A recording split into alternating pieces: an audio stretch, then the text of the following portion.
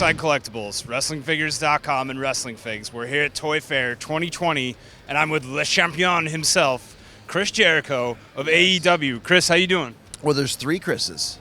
1, 2, and 3. Oh, there are 3. Yeah. So this this playing with me, and I'm playing with myself. Why does that always? It always gets a reaction, doesn't it? Yeah, exactly. Yeah, what an exciting day to have not just one amazing new action figure, but 2. Once again, because I just saw the prototype body the other day, but to see the costuming, and it's really cool because I didn't even know that this was in existence with this jacket, but my wardrobe girl was super excited because it's the first time her stuff has been immortalized in an action figure. So much detail on it. You're making dreams come true all across the board. Yeah, great detail. It sure has come a long way. I think one of the first action figures I had back in about 1999, my face looked like Skeletor. It looked nothing like me. But this is a spitting image right here. Angry Jericho, right there. So there's the detail on the jacket, obviously we've got the angry face here. Yeah. What else are you picking out, like the scarf? The hat? Well, I mean, I think more than anything, the black gloves is cool. The hat, obviously. And like I said, when I was a kid and I would get this, anything that wasn't attached, I would lose it instantly. So this hat is gone. I'll lose it. It'll fall behind the couch, or the dog will eat it, or whatever it might be. My mother used to call those chokeable items. Chokeable items, right. I don't think any kid would ever choke on a plastic hat, but do not try this at home. Also, I love the shirt with the inner circle shirt.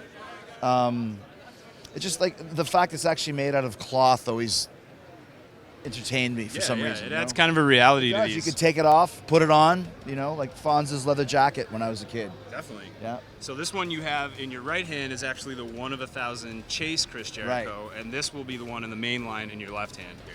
Yeah, and I'm learning a lot about the Chase. Like I said to you earlier, it's like hockey cards. If you wanted a Wayne Gretzky, you'd have to buy like 50 packs and hopefully find one. This is like the Wayne Gretzky of AEW action figures. Except better. It's a stretch, but I'm going with it.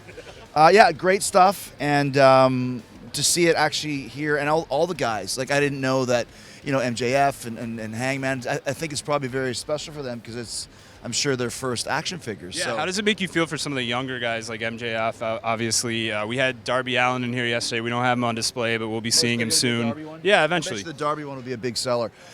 I'll tell you the reason why these are special for me, because they're the first AEW action figures. And, coming from the WWE background, for 20 years working there, one thing I always did was constantly change my outfit, my hairstyle, because I noticed that every time I got a new costume, they would make a new action figure. As a result, I have about 200 of them, which are all great, but this one is so special because it's the first AEW one. And the fact that it turned around so quickly, I mean, we just started on TV in October, and here we are getting ready to release these in August with a lot of fanfare and a lot of steam behind them. So it's very monumental because it's like another example of AEW becoming a worldwide leader in pro wrestling. So it's really cool for me to see, and I'm very happy for the guys who are getting their chance to have their first. You never forget your first. Yeah, definitely. Yeah. My first was, it was when I was in WCW a long time ago, and they said, we're going to do a lion tamer version of you, and you're going to have a whip, and there's going to be a circus motif, and you're going to have a lion with you. I was like, wow, that sounds really cool. So when you actually get the actual box, and you can insert the picture of it here, the lion was a kitty cat.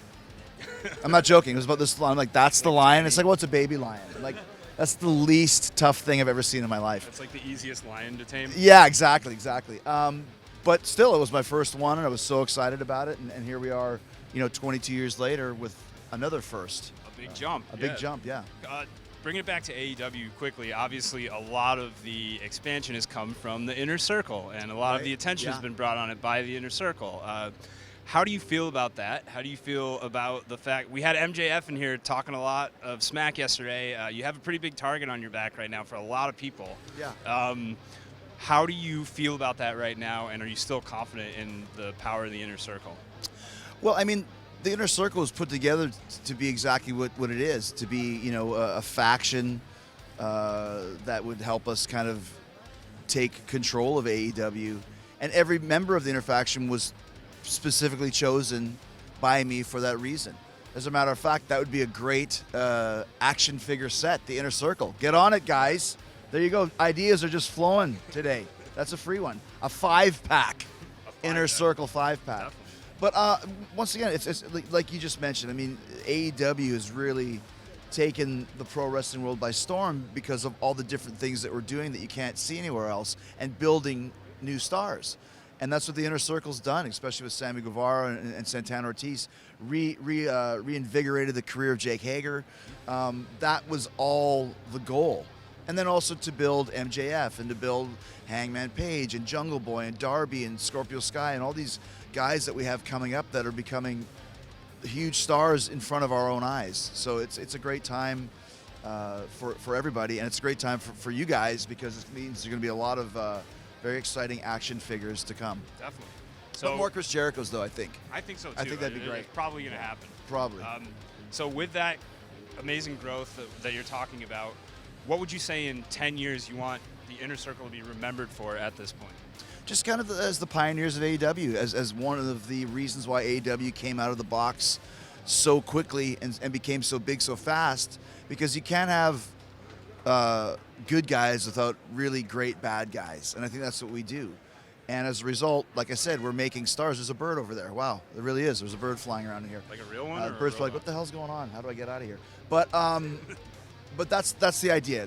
We wanted to make it something that people would go, Inner Circle. Wow. Anytime those guys are on screen, something happens.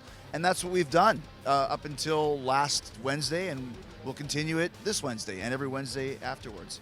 Excellent. Chris Jericho, thank you so much. We're at Toy Fair 2020. I'm here with Chris Jericho. I appreciate you talking to us. Thank you. More Jericho action figures.